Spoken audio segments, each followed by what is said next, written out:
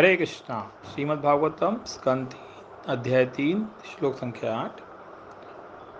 भगवान ने उन 100,000 रानियों को मुक्त कराया, उन लोगों से विवाह किया और जो उन्होंने अपना विस्तार किया वो एग्जैक्टली एक एक रानी के अनुरूप उन्होंने एडजस्ट किया। जैसा कि हम इस संसार में देखते हैं कि कोई लड़की अगर छोटी कद की हो तो लड़का भी इसको उसके अनुकूल ही हाइट का पसंद किया जाता है। लंबी लड़की हो तो लंबा लड़का चाहिए। फिर हम देखते हैं कि लड़की अगर गोरी है तो लड़का भी अगर गोरा हो वही बेटर है। इस तरीके से मैचिंग करने का माता पिता प्रयास करते हैं। तो भगवान ने भी ऐसा किया। भगवान ने अपने 16,100 विस्तार किए, हर एक रानियों के साथ वहाँ रहते थे सेपरेटली द्वारका के अंदर। और उन्होंने अपना जो रूप है, अपना कद, अपना रूप उन्हीं के भांति, उन्हीं के अनुकूल उन्होंने एडजस्टमेंट किया। श्लोक संख्या 9। और फिर हर एक रानी से उन्होंने 10-10 संतानें उन्हीं की भांति एग्जैक्टली गुणों में उन्हीं की भांति थी, वो उन्होंने उत्पन्न की। श्लोक संख्या 10। कालयवन ने और जरासंध ने मथुरा पे साथ में चढ़ाई कर दी। तो भगवान उनसे लड़ने की जगह वहाँ से वो भाग निकले, इसलिए उनका नाम रणछोड़ भी पड़ा।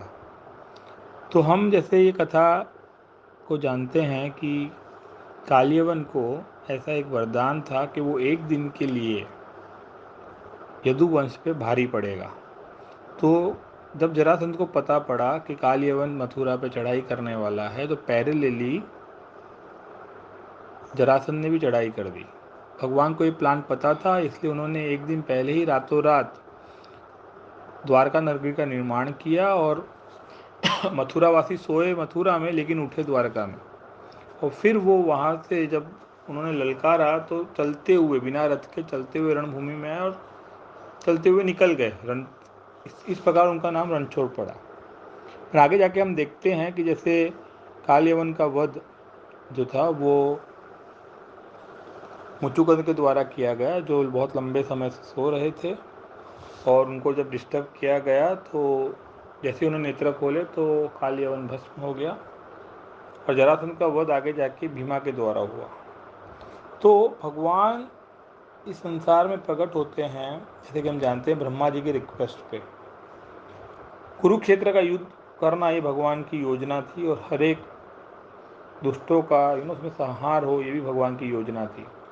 लेकिन भगवान तो एक सारथी ही बने, केवल मारने का रोल, सारा का सारा श्रेय जो है उन्होंने अर्जुन को दिया। तो इस प्रकार जब भगवान अपनी लीला करने आते हैं तो जो क्रेडिट होता है वो अपने भक्तों के साथ शेयर करते हैं। प्लान उनका होता है लेकिन अपने भक्तों को निमित्त मात्र बनाकर, जैसे अर्जुन को बनाया, श्रेय अर्जुन को दिलाया। उसी प्रकार से जैसे ये जो हमारा संकीर्तन आंदोलन चल रहा है तो उसके अंदर ये भगवान चैतन्य महाप्रभु की स्वयं की आगाही है कि 10,000 वर्षों तक उगते सूर्य के भांति आंदोलन फैलता रहेगा। लेकिन उन्होंने सारा का सारा श्रेय उनका सेनापति भक्त श्रील प्रभुपाद जी को दिया, जिनकी 125वीं आविर्भाव की एनिवर्सरी हम बनाने जा रहे हैं इस साल।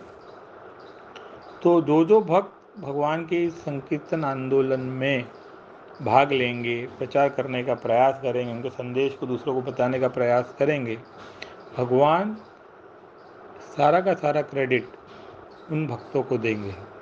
तो हम सभी लोगों को प्रचार करने का पूर्ण प्रयास करना चाहिए। जो भी हमें आता है वो दोहराने का प्रयास करना चाहिए। हरे कृष्णा।